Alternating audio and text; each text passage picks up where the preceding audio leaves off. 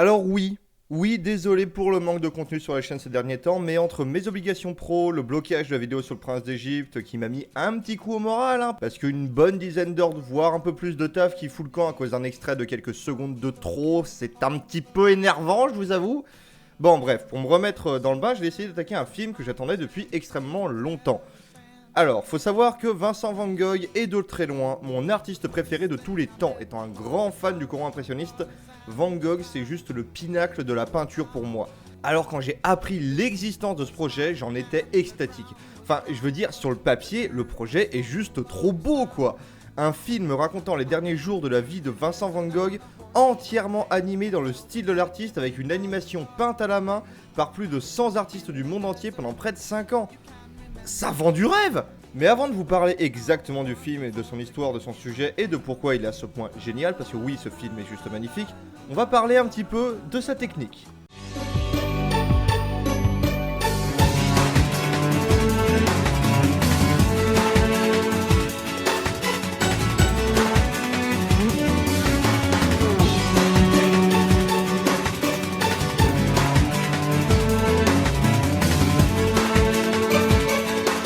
Alors, comme dit précédemment, Loving Vincent est un film d'origine polonaise, mais a rassemblé une équipe de plus de 100 artistes du monde entier.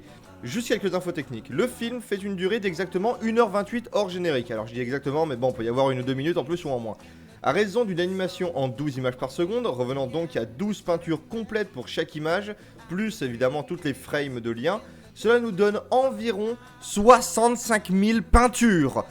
Rendez-vous compte, ce film est le résultat de l'animation de 65 000 peintures faites main pendant plus de 5 ans.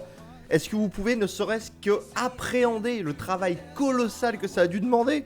Sans déconner, c'est juste fou, avoir un tel dévouement et un tel respect envers un artiste que vous respectez à ce point son style. Rien qu'avec ces conditions de production, vous devriez, si ce n'est être impressionné, au moins intrigué. Alors ok, je veux bien, c'est une animation très étrange, et clairement des films comme ça, vous en reverrez pas deux dans votre vie. Mais ce film est une putain de révolution technique, ou tout du moins un fucking tour de force qui aurait tellement, mais tellement mérité de gagner son putain d'Oscar. Mais bien évidemment, l'Oscar on l'a filé à Zootopia. Ah bravo l'Académie. J'applaudis la décision. Récompenser un énième film Disney alors que vous leur filez cette putain de statuette tous les ans. Ah, ça c'est de l'intégrité messieurs. Ça c'est de la conscience artistique. Ça c'est de la décision juste et réfléchie de ceux qui estiment être les paladins du cinéma. Récompenser un bon petit film consensuel au lieu d'un bon film techniquement révolutionnaire est bien plus profond, c'est sûr que c'est trop dur. Ah j'applaudis, bravo. Et avant que vous veniez m'arracher la tête, oui ok, il est cool Zootopia, dans les grandes lignes, mais osez me dire à la fin de la vidéo que ça méritait de gagner face à Loving Vincent. Et on peut enfin se lancer dans le film. Alors, Loving Vincent nous raconte l'histoire non pas de Vincent Van Gogh, mais d'Armand, un jeune homme dont le père était un grand ami de Vincent et qu'il a toujours protégé malgré sa maladie. Un homme qui laisse des enfants l'envoyer à l'asile.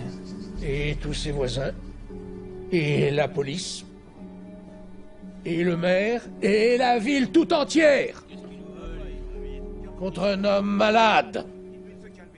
Mais Vincent est mort depuis plus d'1 an maintenant et l'on vient à peine de retrouver la dernière lettre destinée à son frère. Et déjà on peut faire une pause parce que ces lettres en fait elles sont très importantes au lieu de l'histoire de l'art avec un grand H. Van Gogh entretenait avec son frère une relation très privilégiée. Qu'est-ce que vous voulez dire? Deux cœurs, un seul esprit. C'est ce que Vincent m'a dit un jour. Et c'était peut-être le cas après tout. Parce qu'après la mort de Vincent, Théo a rapidement dépéri. Je peux t'apporter quelque chose, mon chéri? Il avait déjà été souffrant, mais Ne reste pas comme ça. la mort de Vincent l'a détruit. Durant sa vie, Vincent entretint une correspondance de plus de 928 lettres avec son frère.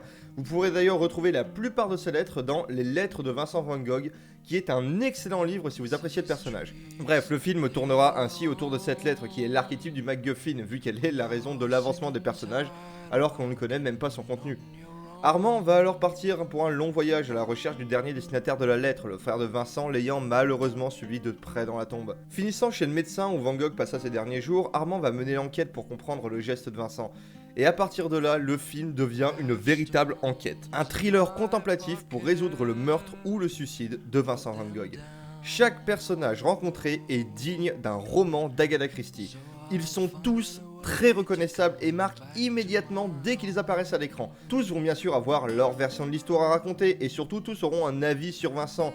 Une chose étant sûre, c'est que le peintre a marqué tous les habitants du village, que ce soit la logeuse, le batelier, la fille du médecin ou encore le docteur complètement frappé. Et je vous révélerai rien de plus quant au scénario ni au déroulé parce que ce film mérite largement votre temps. Tenez, un peu de cidre. C'est pas de refus. J'aime ce mec. Alors pourquoi est-ce que vous devez voir ce film ? Vous devez voir ce film déjà et surtout pour une évidente raison artistique. Enfin, vous avez des yeux quoi, mais regardez comment c'est beau! Cet entremêlement de couleurs, ces formes tellement fidèles au style de Van Gogh, ces putains de visages qui arrivent à être expressifs malgré le trait de la peinture. Même si vous n'appréciez pas le style, ce que je peux comprendre bien volontiers, parce qu'il faut quand même avouer que c'est assez spécial comme style.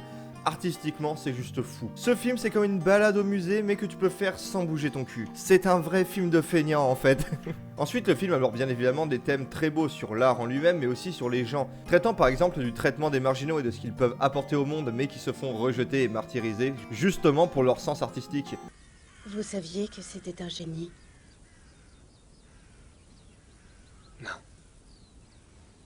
J'en avais pas conscience. En même temps, qui de mieux que Van Gogh pour illustrer ce propos? De son vivant, il n'a vendu qu'une seule et unique toile, alors qu'aujourd'hui, le moindre de ses tableaux est un trésor national. Ensuite, le traitement de l'art est très intéressant. Est-ce que l'amour de l'art, aussi beau soit-il, mérite-t-il que l'on fasse souffrir les gens autour de soi? Est-ce que Vincent n'a-t-il pas fini par provoquer sa propre mort pour cela? Bien que cela soit une thématique de fin de film, je la trouve très belle et intéressante. Le film en lui-même traite en effet plus d'Armand et de son voyage à lui. Un voyage bien évidemment autant physique que spirituel.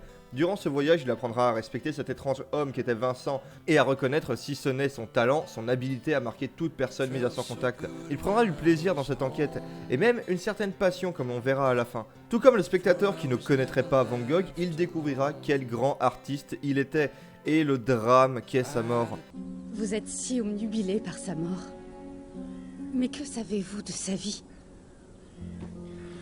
Je sais juste qu'il a tout fait. Simplement pour prouver qu'il n'était pas un bon à rien. Et même le film vous fera découvrir, certes de manière légère car ce n'est pas un point réellement important du film, le mouvement artistique de l'époque qui voyait émerger tout un tas d'artistes géniaux. Et ensuite, qu'est-il arrivé? Paris est arrivé. Il est venu ici, bien sûr. Ils le font tous. Tout le monde l'a fait. Monet, Toulouse, Signac, Bernard, Manet. Tout le monde y passe. Parce que tout ce qui se passe dans l'art se passe ici. Et à qui achètent-ils tous leurs couleurs? Messieurs, bonsoir. Au père Tanguy, bien sûr. Et pour le coup, je conseille ultimement la VF. Déjà parce que Van Gogh était français, mais surtout pour le talent du casting. Ils sont tous géniaux. Et oui, même Pierre Ninet envoie le steak.